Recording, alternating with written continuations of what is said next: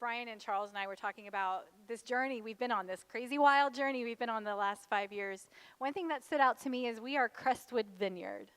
We are Crestwood, which means we are in this neighborhood. We are called to this place. We are in this building. We are in Oklahoma City. We are in the state of Oklahoma.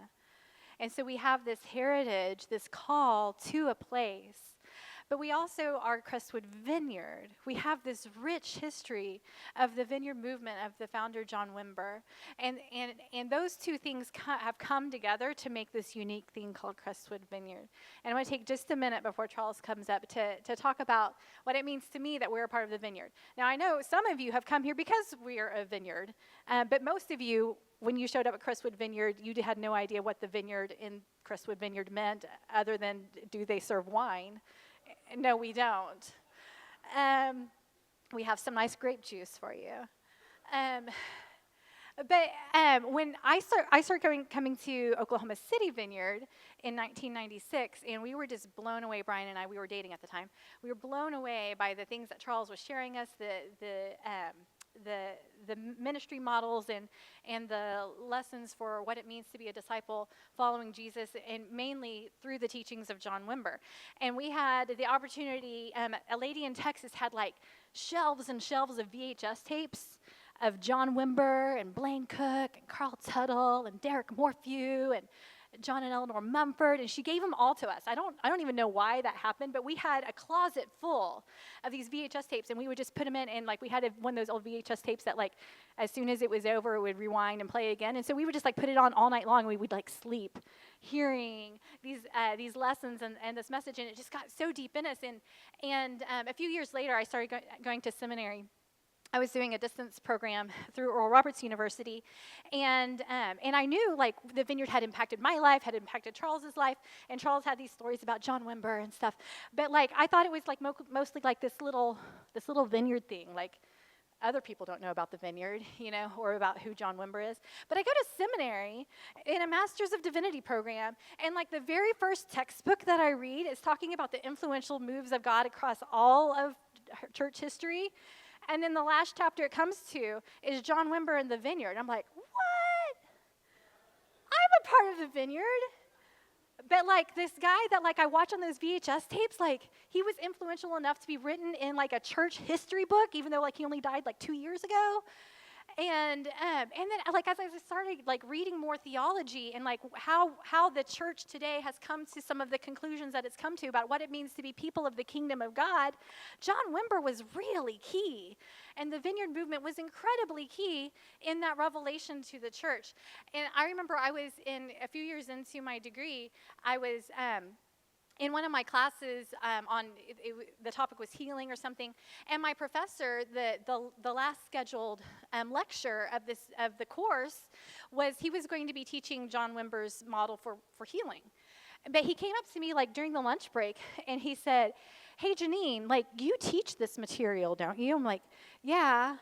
And he said, "Well, I'm just teaching it because I know it from a book, but you like know this material, right?" And I was like, "Well, yeah." He said, "Well, I think you should teach the class today." And so here I am as a 25-year-old who I don't have any ministry experience other than I was a worship leader, and I'm sitting in a room of pastors. This was like a distance program, so some of them are pastors of megachurches across the country who are coming to seminary to these lectures, and here I am teaching them about John Wimber's healing model. And I remember I go through the 5 steps, and to me it seems like so ordinary because by then it had become ordinary to me. I'd been in the vineyard for 5 years or so, five or 7, and the normalness of it I'd gotten used to it. But at the end of explaining to them John Wimber's model for prayer, and all it is just explaining the things that we teach around here all the time. Like you talk to the person, you ask them what's going on, you ask the Lord what's happening, and you just have this 3-way dialogue with the person and with God, and you pray for them. As I'm explaining this, like I think like I'm totally bombing because like it's just blank stares, and like I finish, and everyone's quiet. And so I'm thinking, okay, well, like I literally didn't know what to do, and I remember I bowed and I kind of walked away. And then a woman who had been in ministry for 22 years, she said, "I have been a pastor for 22 years, and I have been longing to hear this message. And that's when I realized the impact of the vineyard and the rich history that we have as a community of believers by having that name Vineyard on who we are. And as I was thinking this morning about, like, as Charles has often said, like, I'm a follower of Jesus, not a follower of the vineyard, and if following Jesus means not being a part of the vineyard, then that's okay with me, right? So our allegiance isn't to humans, to any human construction, it's to Jesus. But this is part of our DNA. We are Crestwood Vineyard.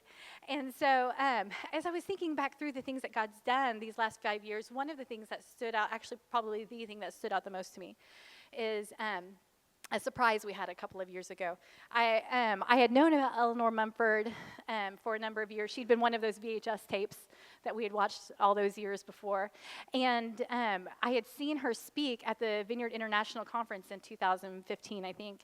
And I remember listening to her speak about the vineyard and its foundation of the authority of the scriptures and the message of the kingdom and the power of the Holy Spirit. And I remember watching her speak and the clarity with which she spoke and the power of God that fell in the room as she spoke. And I remember I leaned over to Brian and I said, when I grow up, I want to be Eleanor Mumford. and I meant it. And then 2 years ago, those of you who were around, one Sunday, just a regular Sunday, when it was actually a pretty discouraging time in our congregation. AT had just resigned, and we were kind of questioning everything. And so we were, it was the end of the service. I was up here doing something, and I see people over here praying and laying hands on some people, which isn't unusual. That's normal around here, right? And then I see Brian going, so I look down. Okay, by the way, back up. Eleanor Mumford lives in the United Kingdom. She and her husband, John, are the international directors for the vineyards worldwide. And I look down, and I mouth back to Brian, is that Eleanor Mumford? Yes. John and Eleanor Mumford came from the UK to Oklahoma, decided to visit Crestwood Vineyard. And to me, it was just one of those holy cow, oh my God moments. And again, it's not about a people or a human institution at all, but it is about God reaffirming who we are. And to me, that was God saying, Janine, you are vineyard through and through. There's no way denying it. Just like you're a Blount, you're a vineyard. And so this is who we are. I would encourage you, if you don't know much about the vineyard or John Wimber, do some reading, watch some videos. There's a lot of great stuff. But as we talk about who we are as Crestwood Vineyard, vineyard is a huge part of it, and I'm so thankful that's part of our heritage. Charles, can you go ahead and come up? He's going to talk about some more of the other stuff.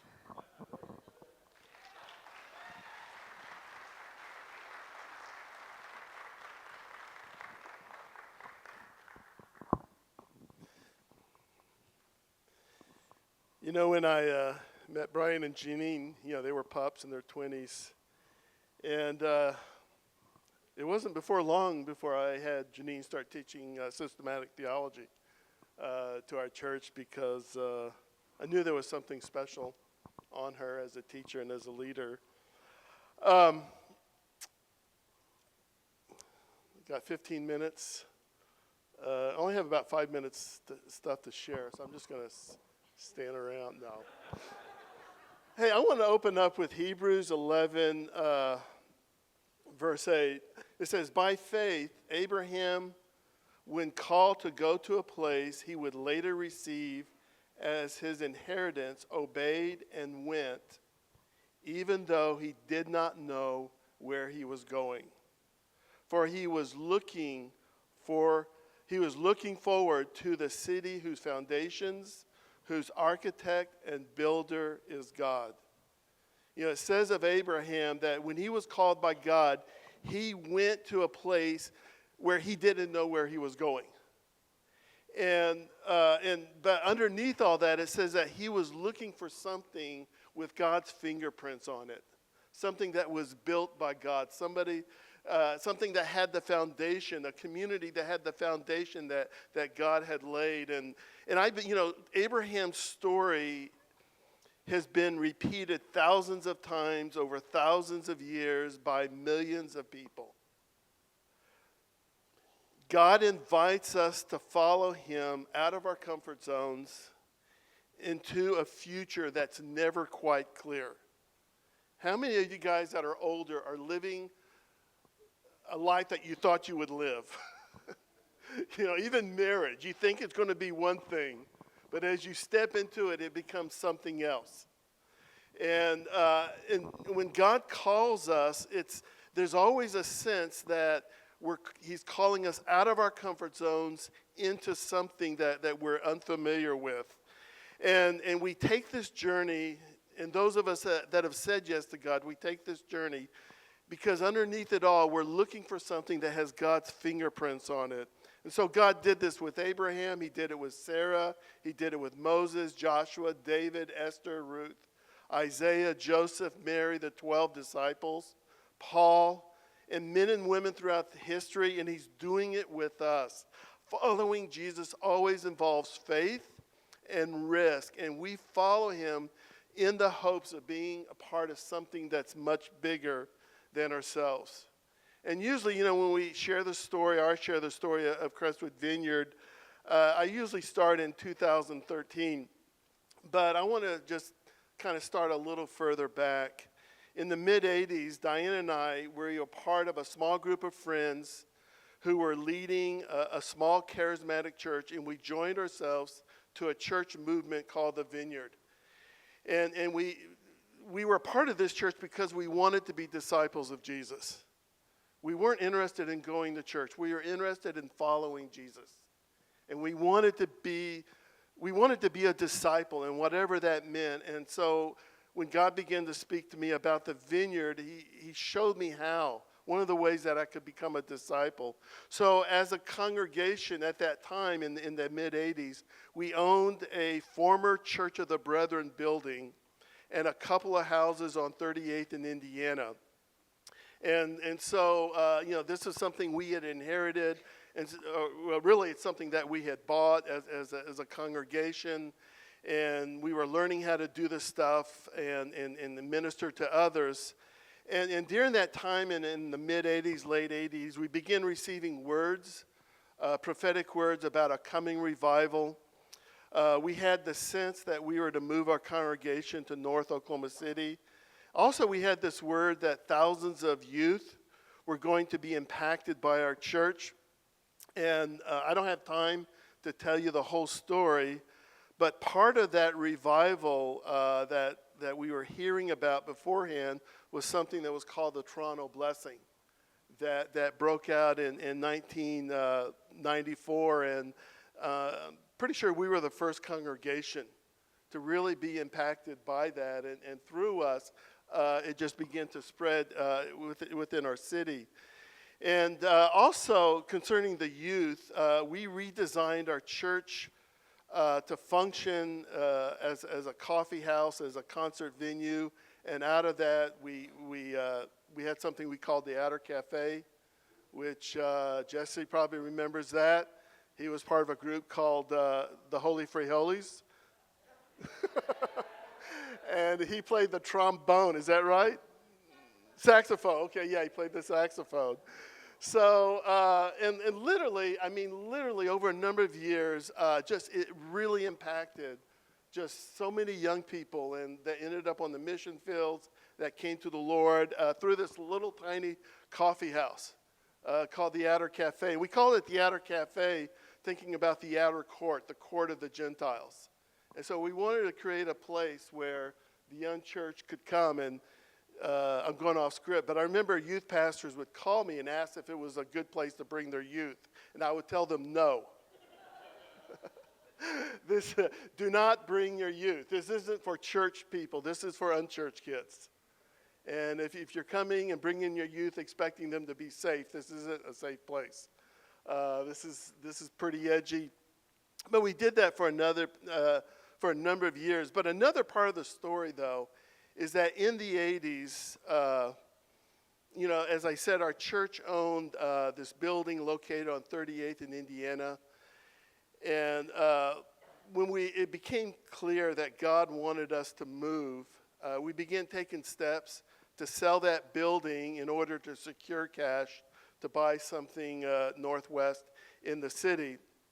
And a few of those people who were part of the congregation then are part of Crestwood Vineyard now, like, David and Becky Bish, the Tarpleys, Vicki Hinkle, the Reeder family, and kids, and my kids, and I'm sure there's names I'm leaving out. But so we were getting ready to sell our building, and this was in 1991. David Bish, who was one of our elders and one of the leaders in the church, told us that he believed that God did not want us to sell the building, but we were to give it away to another congregation. And after I rebuked him, and as we prayed into it, we believed, and I know specifically what the Lord said to me was, "Whose building is it?" And I said, "It's yours." And he said, "Well, I want to give it away." So we pressed into it, and we believed, okay, this is what God was saying. We didn't realize that as we were praying about that, there was a black congregation that would come in the evening and march around our building and claim it for their own. And it was Set Free Church. Pastor Clyde Cook was the pastor there. So we're trying to sell the stinking thing, and they're marching around it at night, claiming it. So we finally did connect. We began doing services together and bringing our worship teams together. And no one can do vineyard worship songs like a black congregation. I mean, they rocked. But so we did give them the building, no strings attached, in 1991. But there was a price that we had to pay for being generous. There was a lot of money that we didn't make. And we went from having a building where there was no payments to having to rent a building where we had to begin making payments. And so that generosity cost us something. And, there's a scripture in 1 Chronicles 21 where David is wanting to present to the Lord a burnt offering, and someone's offering him some free cattle or whatever to do that. And David's response was, "Woe to me that I would offer something to God that did not cost me something. Woe to me that I would offer God something that would not cost me." And there's something about giving out of your lack.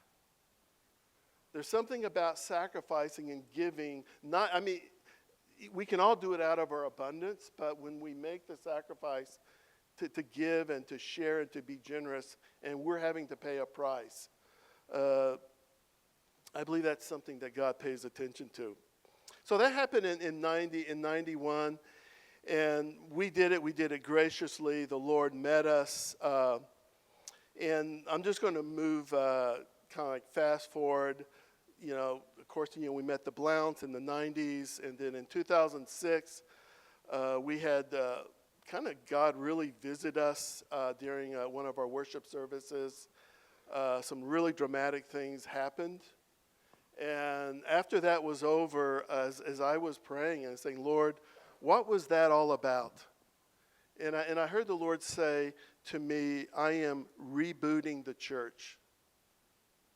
And, immediately the thought of rebooting a computer, where you turn it off, you wait about 30 seconds, and you turn it back on. So I said, okay, that must mean that we somehow shut down for about a week.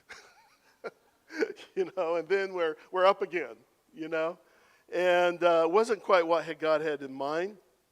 And so after a lot of prayer, a lot of counsel, just a real sense this is what God was saying, we shut down the church. We turned it off, believing that's what God had called us to do. And then 7 years later, 2013, as Sean was sharing, a number of us went to Connecticut to do a conference, a workshop. And as we're flying back, the Lord speaks to me that he wants to go ahead and plant the vineyard now. It's time to turn it back on. And that I was to specifically tell Brian Blount and A.T. Hargrave that this is what God is telling us to do at this point. And so in the weeks to follow, Jesus really confirmed this word to me through a number of divine encounters. He made it really clear that we were to build our church around Isaiah 61, which, if you've been here for any time at all, that's Jesus' job description. The Spirit of the Lord is on me because he's anointed me to bring good news to the poor.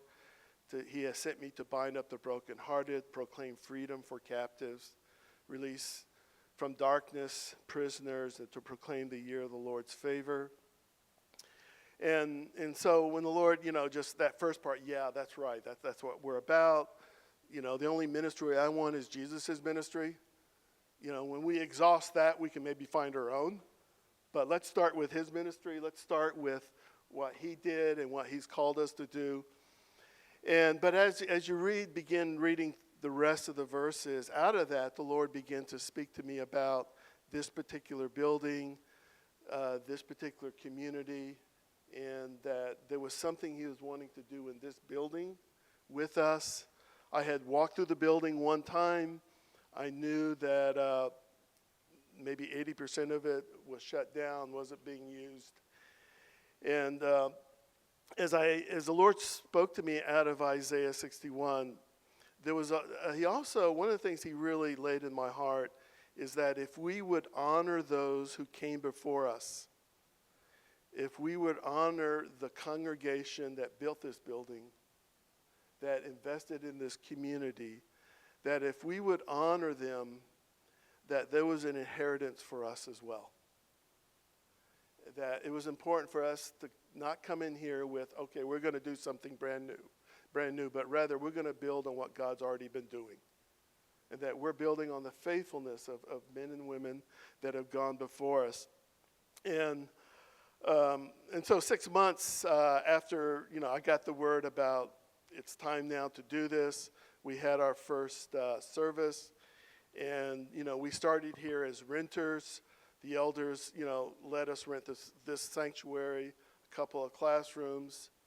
But then 3 months after that, the elders who were responsible for this building, they had been getting ready to put this building on the market. And my thought was hopefully we get enough going that we can buy this building.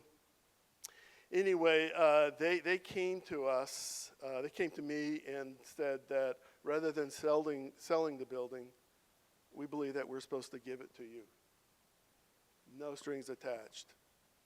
And what we did, in fact, the building that we gave away could fit in this sanctuary.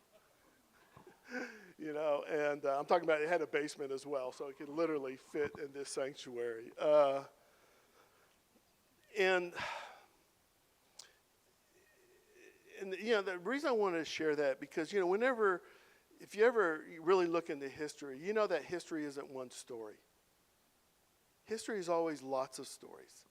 There are some stories that get told, some stories don't get told.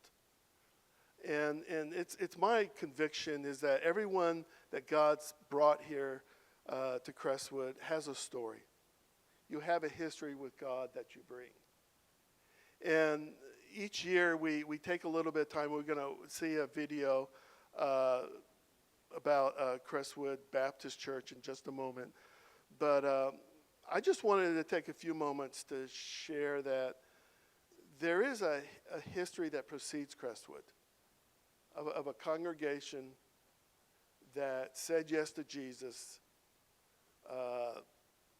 28 years ago, I guess. 1991. Somebody do the math real quick. And they said yes to Jesus, and they sowed something, and they were generous. And believe me, I don't think we ever have God in our debt. And I didn't give it away thinking, okay, you owe me a building down the road. But the Bible does speak of generosity. And it does speak of generosity begetting generosity. And it does speak of our sacrifice meaning something. And so I just want to share a part of that history as well, is that there was a congregation that made a tremendous amount of sacrifice. And I believe that not only are we reaping the fruit of Crestwood Baptist faithfulness, but also we're reaping the fruit of a little vineyard that met on 38th in Indiana decades ago. Let's go ahead and show the film about Crestwood. And then Brian. There is a fountain filled with blood drawn from Emmanuel's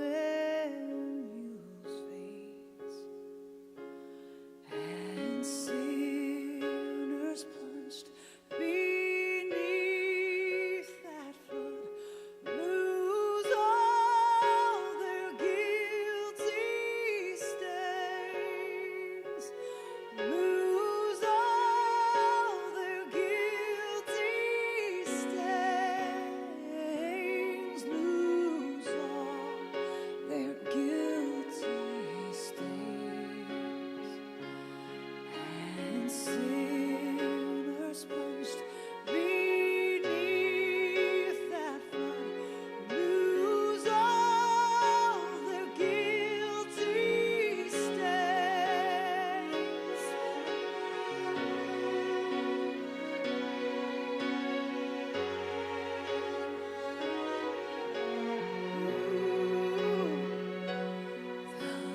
The dying thief rejoiced to see that fountain in his day. And there may I, though while as he wash all my sins away,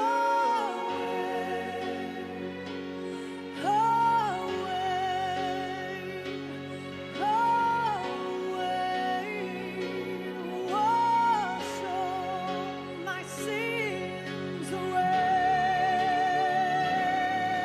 Their sins by faith I saw the stream that flowing wound sublime. Redeeming love has been my theme, and shall be till I die, and shall be till I die, and shall be till I die. Redeeming love has been my theme, and shall be till I die. Wash all my sins away. Wash all my sins away. Redeeming love has been my theme, and shall be till I die.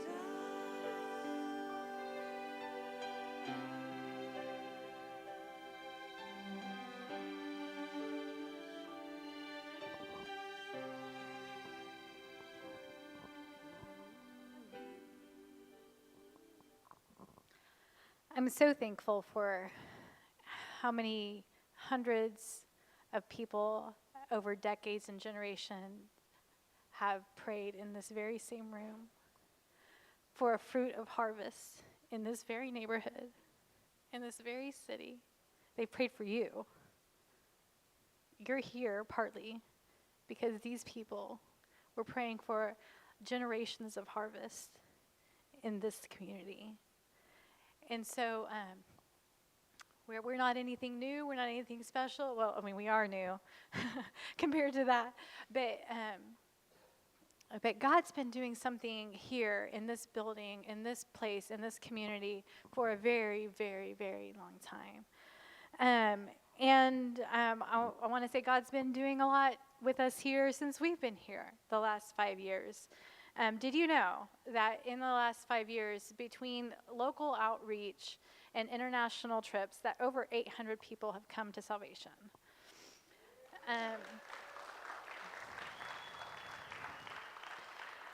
And here, particularly in this neighborhood, as the Burrells have helped us partner with Hawthorne Elementary, as Karina's helped us with the neighborhood, we've done, I think, I counted over 10 different events with Hawthorne, where we're serving their kids, we're loving on their families.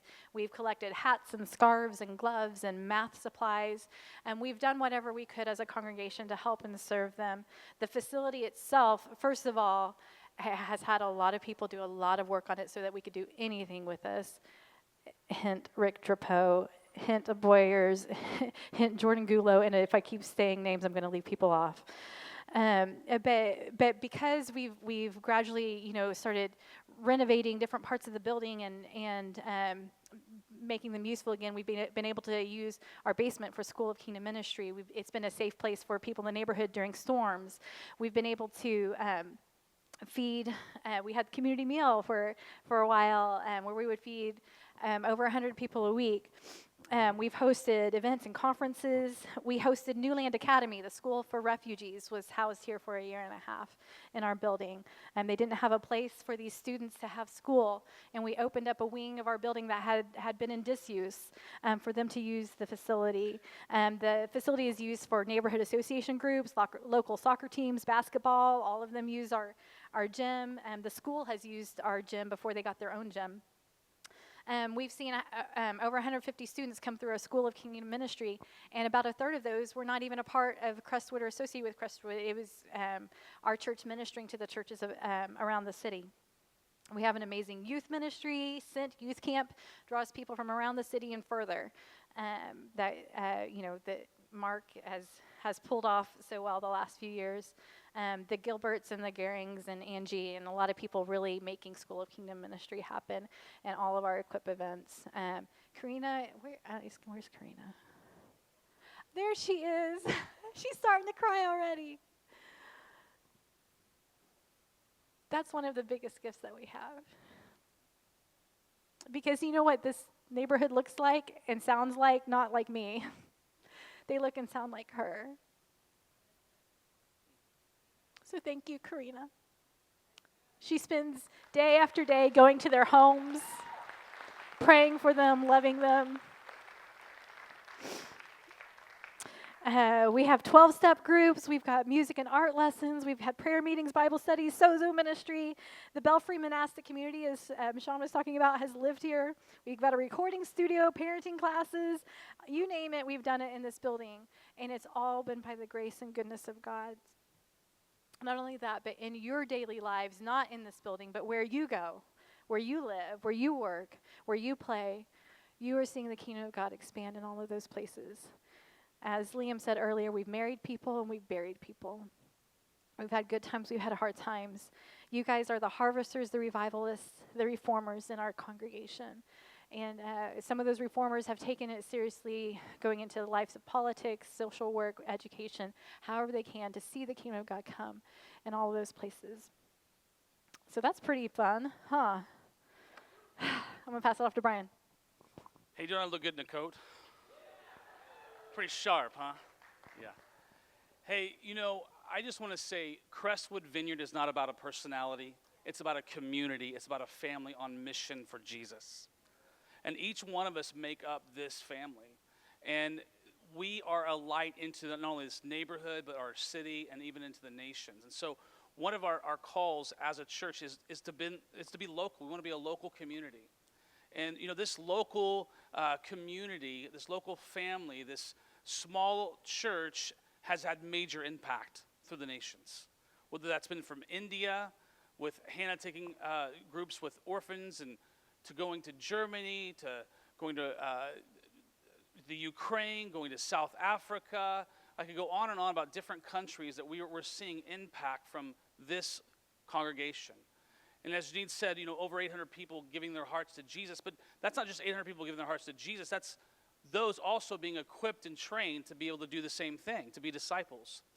And we've seen literally thousands of people equipped to do the work of the kingdom.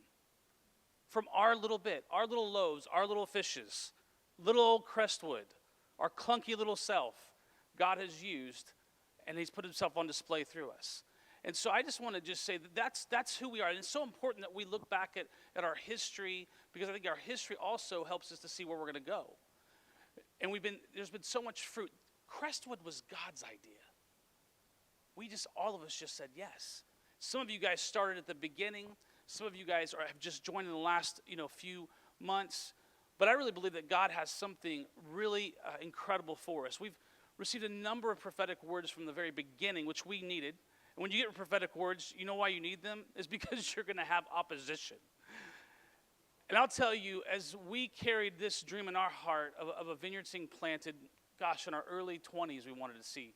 In fact, the Lord told me to die to that vision and serve Charles Bellow. And for 20 years I did that. Still doing that.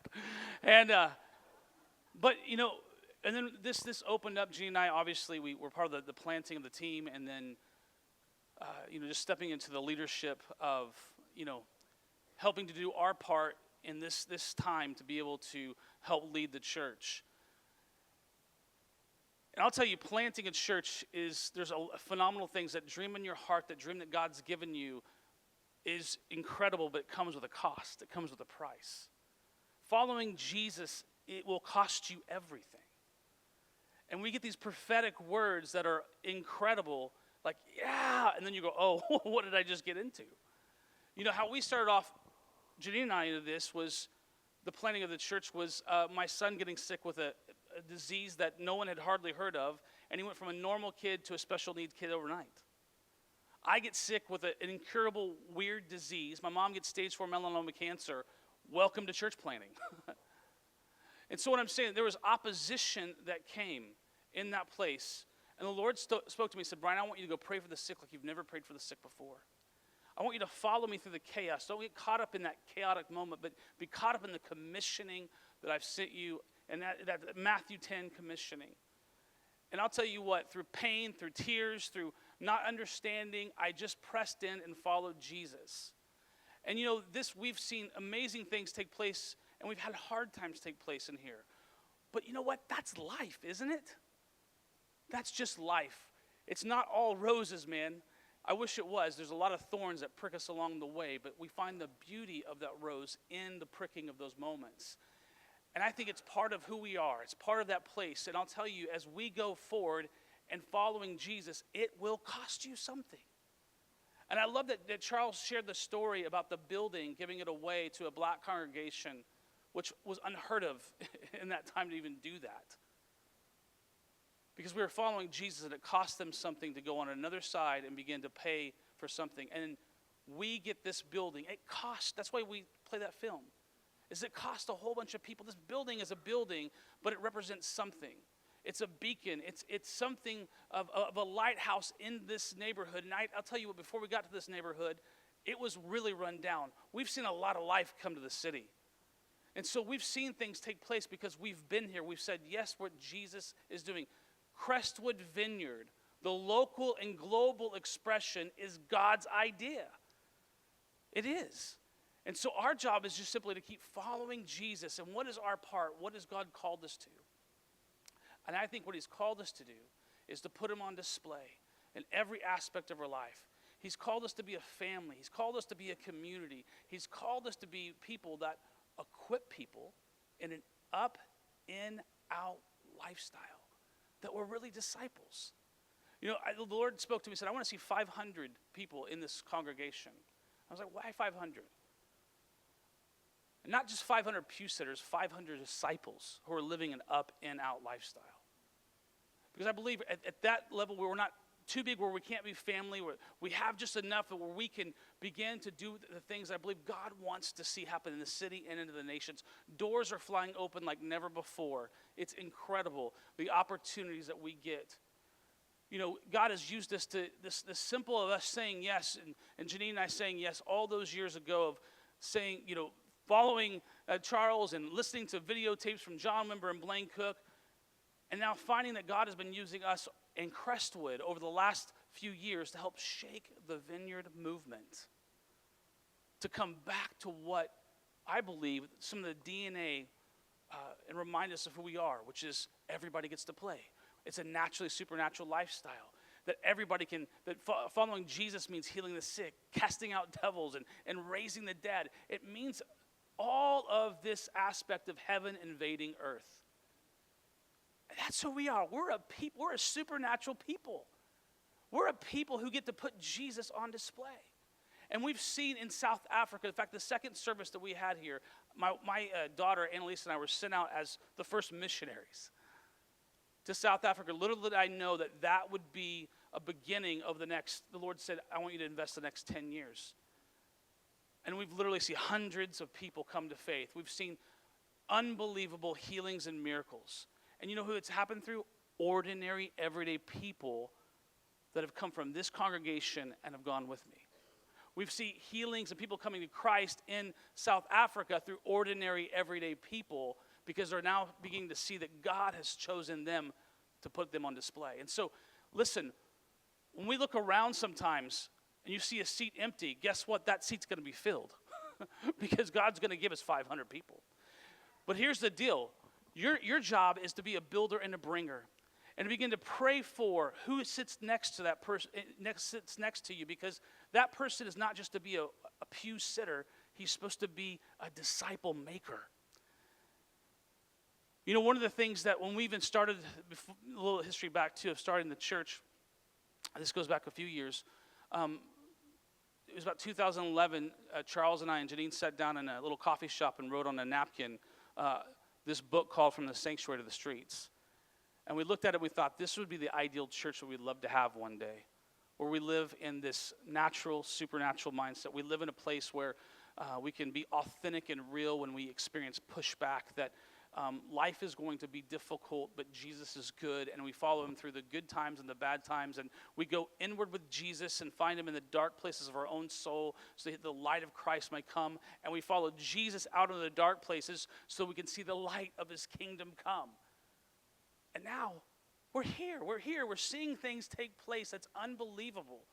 And as God continues to open doors that I just would have never thought of, this last couple of weeks, we had a team here from London that filmed for over a week, almost 6 to 10 hours a day for a documentary that our church will be a part of.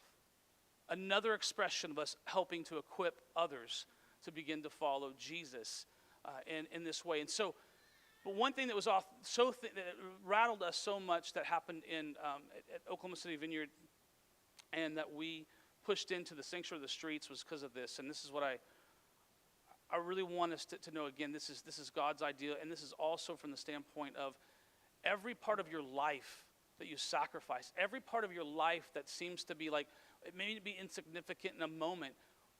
Every time we said yes to Jesus has built up to this moment. You think about that. It's those little things that matter all along the way. Your little yeses become big yeses. But you start there, and we're seeing the benefit and the fruit of so many things. But here's what happened. We were in a conference in our church, and someone was up. I think it was Becky Gilbert was up speaking, and I was sitting next to this guy who was real prophetic. He was a seer kind of guy. He could see things.